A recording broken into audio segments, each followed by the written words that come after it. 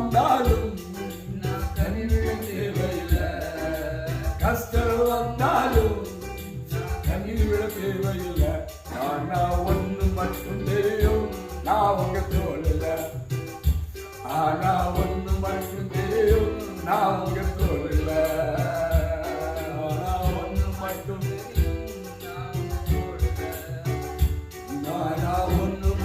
தெரியும், நான் உங்க தோழல. தகப்பனே, இயேசுவின் ரத்தத்தினால நானுடைய ஊழியக்காரன் ஜெபம் பண்றேன். இந்த நாளில் பேசுவீர், ஏந்துவேன், சுமப்பேன், தப்புவிப்பேன் என்று பேசினீரப்பா. ஏந்துவேன், சுமப்பேன், தப்புவிப்பேன் என்று பேசின ஆண்டவரே, இயேசுவின் ரத்தத்தினால இந்த ஜெபத்தை கேட்கிற ஒவ்வொருவரையும் ஏந்துவீராக, சுமப்பீராக, தப்புவிப்பீராக.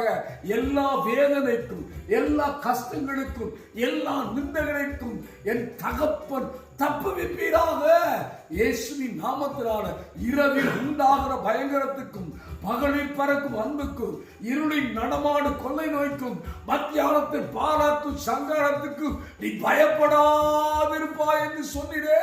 கர்த்தருடைய வார்த்தையின்படி ஏந்துவீராக, சுமப்பீராக, தப்புவிப்பீராக என்று சொல்லி ஆசீர்வதித்து ஜெபம் பண்றேன். இந்த 10th எக்ஸாமை கர்த்தர் ஆசீர்வதிப்பீராக.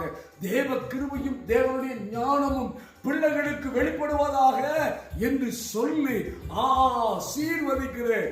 இந்த நாள் நித்திரை இன்பமாய் மாறுவதாக. ஆமென்.